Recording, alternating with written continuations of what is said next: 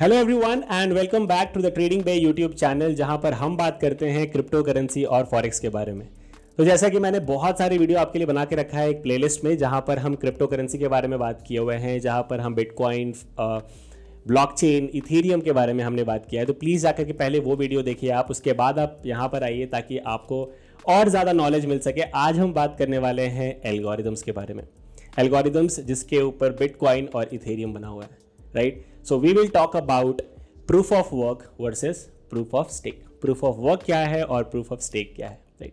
तो सबसे पहले हम ऐसा समझ सकते हैं कि ब्लॉकचेन क्या है। ब्लॉकचेन, सो बेसिकली ब्लॉकचेन को रन करने के लिए हमें कंप्यूटर नेटवर्क्स की जरूरत पड़ती है। Large number of computer network, बहुत सारे कंप्यूटर एक साथ जुड़ करके एक नेटवर्क बनाते हैं जिसके ऊपर ब्लॉकचेन काम करता है। और ये नेटवर्क ऐसा होता है जहां पर सारे लोग पार्टिसिपेट कर सकते हैं। It is free for all, everyone can participate in this computer network, right. तो अब होता क्या है कि इस नेटवर्क को चलाने के लिए या फिर मेंटेन करने के लिए हमें जो पार्टिसिपेंट्स की जरूरत पड़ते हैं, कहीं ना कहीं उनको एक प्रोटोकॉल देना पड़ता है या फिर एक रूल्स देना पड़ता है, एक लॉ देना पड़ता है, ताकि ये सारे पार्टिसिपेंट जो अलग अलग जगह से आते हैं उनके लिए अगर एक लॉ नहीं बनाएंगे हम, उनके लिए अगर प्रोटोकॉल या फिर एक एग्रीमेंट नहीं बनाएंगे, तो कहीं ना कहीं सबका जो थॉट प्रोसेस होता है वो मैच नहीं करेगा, राइट। क्योंकि एक सर्टेन रूल्स होना चाहिए। जैसे आप ट्रैफिक लाइट, जब हम ट्रैफिक पे चलते हैं तो वहाँ पे लाइट होती है, ट्रैफिक लाइट्स, राइट। तो हमें पता है रेड लाइट होता है तो हमें रुकना है, स्टॉप। ग्रीन होता है तो हमें चलना है, राइट। रेडी होना है अगर येलो होता है। तो उसी तरह आपको कहीं ना कहीं इस नेटवर्क पे सारे लोग जो काम कर रहे हैं उनको बताना पड़ेगा कि यार आपको इस तरह से रिवॉर्ड मिलेगा, आपको इस तरीके से पनिशमेंट मिलेगा। अगर आप ये काम करोगे तो आपको रिवॉर्ड मिलेगा, मतलब बिटकॉइन मिलेगा या फिर इथेरियम मिलेगा। अगर आप गलत करते हो तो आपको पनिशमेंट भी मिलेगा, राइट। उस चीज को हम बोलते हैं कंसेंसस एल्गोरिदम। तो बेसिकली एक प्रोटोकॉल है, एक एग्रीमेंट है और एक लॉ है जिसको सारे पार्टिसिपेंट्स यूज करते हैं, राइट। सो अब प्रूफ ऑफ वर्क और प्रूफ ऑफ स्टेक के बारे में बात करें तो प्रूफ ऑफ वर्क को आप समझ लो बिटकॉइन से रिलेटेड, राइट, क्योंकि बिटकॉइन यूज करता है proof of work. Proof of stake जो होता है वो होता है इथेरियम। तो इथेरियम यूज करता है प्रूफ ऑफ स्टेक। सो अब हम पहले बात करते हैं प्रूफ ऑफ वर्क के बारे में। तो जैसा कि मैंने बोला प्रूफ ऑफ वर्क बिटकॉइन से रिलेटेड है, तो हम जानेंगे बिटकॉइन में कैसे ट्रांजैक्शन होता है। तो लेट्स टेक एन एग्जांपल कि आप सेंडर हो, आपने अपने फ्रेंड को एक बिटकॉइन भेजा। तो जब आप एक बिटकॉइन भेजते हो तो एक ट्रांजैक्शन जनरेट होता है। इस ट्रांजैक्शन को डिसेंट्रलाइज लेजर, जिसको हम ब्लॉकचेन बोलते हैं, उस पर डाला जाता है। जब ये डालते हैं तो ये जितने लोग पार्टिसिपेट किए हुए हैं इस पर्टिकुलर ट्रांजैक्शन को वैलिडेट करने के लिए, वो अपना काम करने लग जाते हैं। सो बेसिकली ये जो ट्रांजैक्शन है आप इसको समझ सकते हो कि ये एक क्रिप्टोग्राफिक पजल है। एक पजल जो कि सॉल्व करना बिल्कुल भी आसान नहीं है, बिल्कुल भी इमीडिएटली नहीं होता है, बहुत ही क्विक नहीं होता है, उसको बहुत टाइम लगता है सॉल्व करने के लिए। और ये सॉल्व करता है आपका कंप्यूटर। आपके कंप्यूटर में बहुत ज़्यादा पावर होना चाहिए in order to make sure कि आप इस पजल को सॉल्व कर सकें। जैसे ये पजल सॉल्व होता है आपका ट्रांजैक्शन वैलिडेट हो जाता है। इसका मतलब पजल जब सॉल्व होने के बाद आपका एक बिटकॉइन आपके दोस्त के वॉलेट में चला जाता है, और जो भी बंदा, जिसने भी इस पजल को सॉल्व किया है उसको फ्री में ट्रांजैक्शन फीस मिलता है। जो आप ट्रांजैक्शन फीस पे करते हो, आप वो ट्रांजैक्शन फीस हालांकि इस बंदे को सेंड कर रहे हो जिसने हेल्प किया आपके एक बिटकॉइन को आपके दोस्त तक पहुंचाने के लिए। This is called bitcoin mining. तो जैसे कि मैंने बताया, बिटकॉइन माइनिंग जब आप करते हो तो बहुत ही कंप्यूटिंग पावर की जरूरत पड़ती है। ये सॉल्व करने के लिए क्रिप्टोग्राफिक पजल को आपका कंप्यूटर में बहुत ज्यादा पावर होना चाहिए। तो अगर आप कभी गूगल पे मारोगे, सर्च करोगे बिटकॉइन माइनिंग, तो आपको दिख रहा होगा कि बहुत सारे बड़े बड़े कंप्यूटर्स होते हैं, माइनिंग रिग्स होते हैं, एकदम रूम भरा पड़ा रहता है कंप्यूटर से। वो क्यों होता है? बहुत सारा computer is equal to, like a large number of computer is equal to more power, more computing power. The more computing power you have, the more mining you can do, the more mining you can do, the more money you will make, the more bitcoin you will make, right. क्योंकि आप जितने बार इस transaction को successfully कर पाते हो, validate कर पाते हो, इस पजल को, क्रिप्टोग्राफिक पजल को सॉल्व कर पाते हो जितना जल्दी और जितना भी, आपको उतने बिटकॉइन फ्री में मिलते हैं, राइट।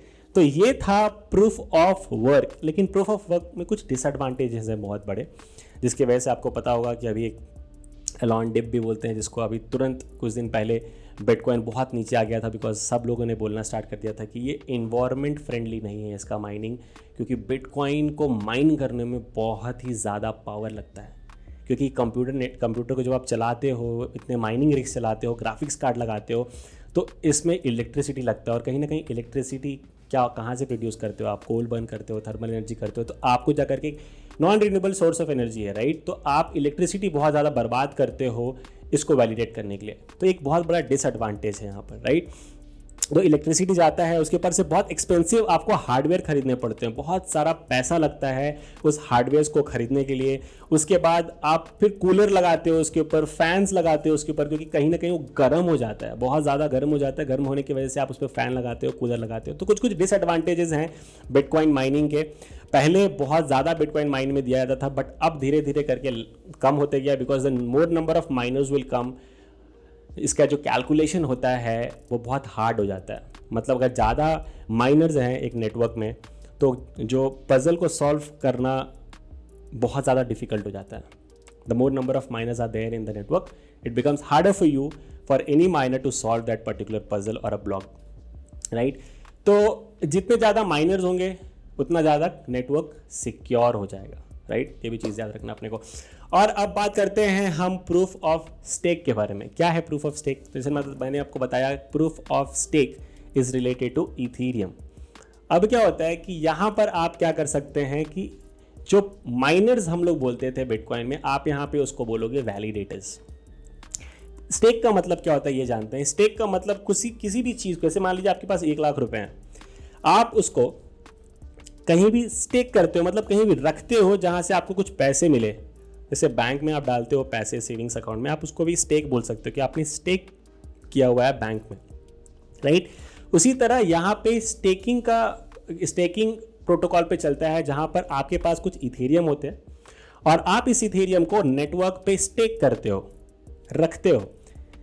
अगर मान लीजिए आपके पास आप ज़्यादा नेटवर्क पे ज़्यादा इथेरियम को स्टेक कर रहे हो, मतलब कि आपके पास प्रोबेबिलिटी ज़्यादा है कि आपको माइन करने का मौका मिले, आपको वैलिडेट करने का मौका मिले, राइट? तो सबसे पहले यहाँ पे माइनर्स को हम वैलिडेटर्स बोलते हैं, और यहाँ पे स्टेकिंग का प्रोसेस यूज होता है। इसका मतलब मैं आपको एक एग्जाम्पल देता हूँ। लेट्स से 4 वैलिडेटर्स हैं, राइट? एक नेटवर्क के ऊपर 4 वैलिडेटर्स हैं, सबने पार्टिसिपेट किया है कि मुझे माइन करना है, मुझे ब्लॉक को सॉल्व करना है, और चारों में कुछ लोगों ने स्टेक किए हैं अपने इथेरियम। तो पहला जो बंदा है ए, उसने स्टेक किए हैं 38%।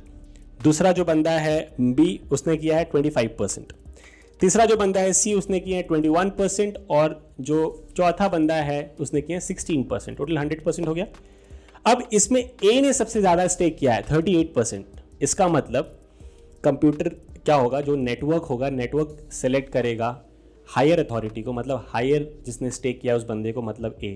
और ए हालांकि उसने ज़्यादा स्टेक किया हुआ है इथेरियम, उसके पास मतलब प्रोबेबिलिटी रहेगा कि वो सॉल्व करे इस पर्टिकुलर पजल को, इस पर्टिकुलर ब्लॉक को।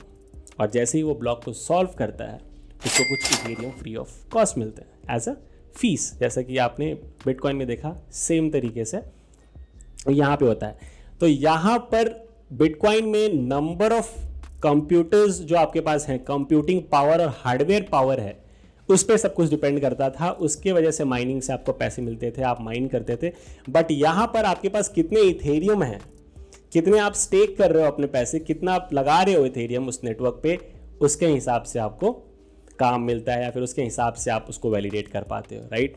सो कहीं ना कहीं अगर आप देखोगे तो ये आपको ज़्यादा अच्छा लगेगा, इथेरियम जो है वो ज़्यादा अच्छा लगेगा, क्योंकि यहाँ पे इलेक्ट्रिसिटी बहुत ज़्यादा बर्बाद नहीं होता है जैसे बिटकॉइन में होता है। बिटकॉइन माइनिंग करते समय यहाँ पर आपको बस स्टेक करने पैसे, स्टेकिंग रिवॉर्ड के हिसाब से आपको वैलिडेट करने का ऑप्शन मिलता है। तो एक तो ये चीज़ हो गया। दूसरा चीज़ ये है, तो कंप्यूटिंग पावर बहुत ज़्यादा नहीं लगता है, इलेक्ट्रिसिटी बहुत ज़्यादा नहीं लगता है, और बहुत ज़्यादा सिक्योर होता है, क्योंकि 51% जो अटैक का प्रोटोकॉल है वो बेसिकली ऐसा है कि अगर आपको बिटकॉइन के नेटवर्क को हैक करना है तो आपको मोर देन 50% पूरे नेटवर्क के कंप्यूटर को हैक करना पड़ेगा, हार्डवेयर को हैक करना पड़ेगा। That is highly impossible. अगर इथेरियम का बात करें तो आपको 51% टोटल जो वर्थ वैल्यू है जो स्टेक किया गया है, पूरे 51% टोटल जो पूरा नेटवर्क काम कर रहा है उसके वैल्यू की इक्विवेलेंट आपको उतना स्टेक करना पड़ेगा, तब जा करके आप उसको हैक कर पाओगे। So these two algorithms are highly impossible to hack, और इसलिए और भी ज़्यादा सिक्योर होता है। तो आप होप सो समझ गए होंगे प्रूफ ऑफ वर्क के बारे में और प्रूफ ऑफ स्टेक के बारे में। Proof of work is bitcoin, proof of stake is Ethereum, और यहाँ पर आप हार्डवेयर से काम करते हो, यहाँ पे आप स्टेकिंग से काम करते हो। This is all. Thank you so much everyone. Bye bye. Take care. Love you all. Please be safe and please share this video, like this video and do subscribe to my YouTube channel. Thank you so much. Bye bye. Take care. Love you all.